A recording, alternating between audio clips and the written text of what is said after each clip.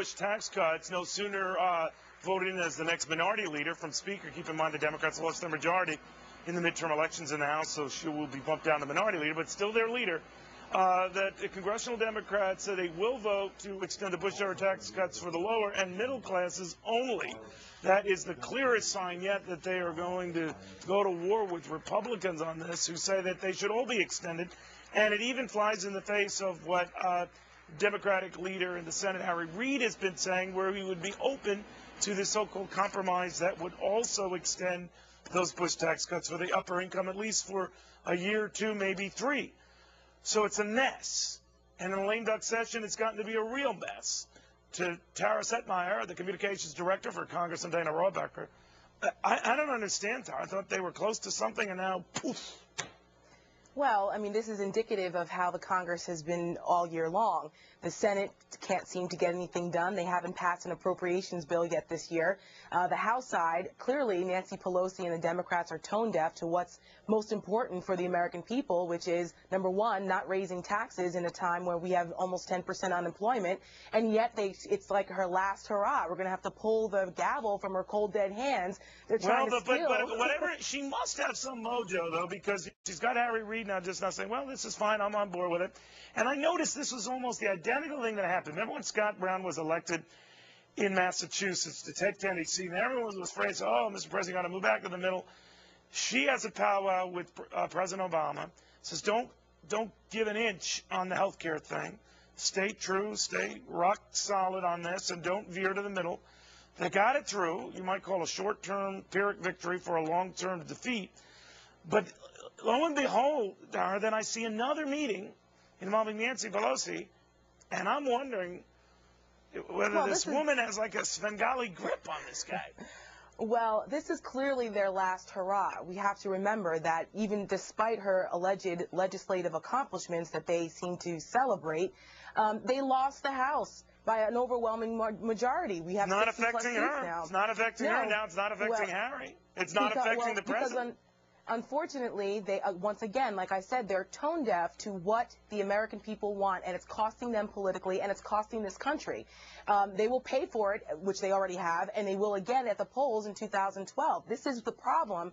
Their political inertia and potentially the president's hubris is not allowing him to come to the center and recognize that the economic policies they're putting forward are hurting this country. But I tell you, my crackpot theory, I don't think I'm off the reservation on this. The president sounds like he's bending a little bit. Harry Reid sounds like he's bending a little bit. They get together, Nancy Pelosi, stop bending, go right back to her old position. So she must be one hell of a negotiator or has a trance.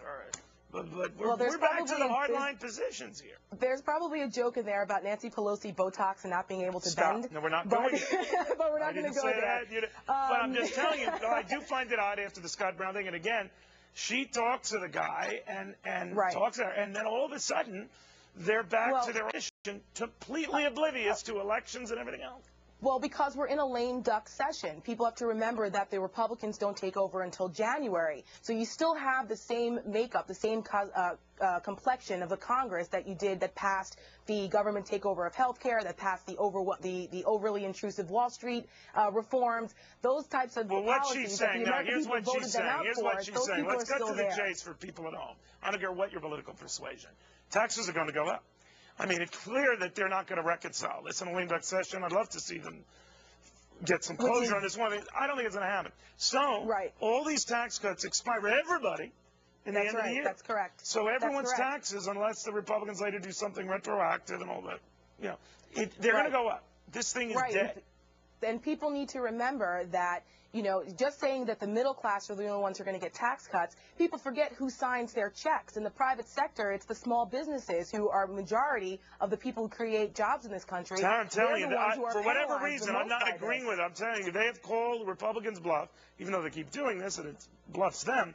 But they call Republicans bluff to say, all right, you're going to go down defending tax cuts to gazillionaires, which is a dumb argument, but they keep doing it. Well, and then that is where they're going to be sacrificed. But they're willing to throw the grenade. Well, I think that there's some leeway for them to get a temporary tax cut. Well, it's not really even a tax cut. It's just leaving the tax rates where they are right now.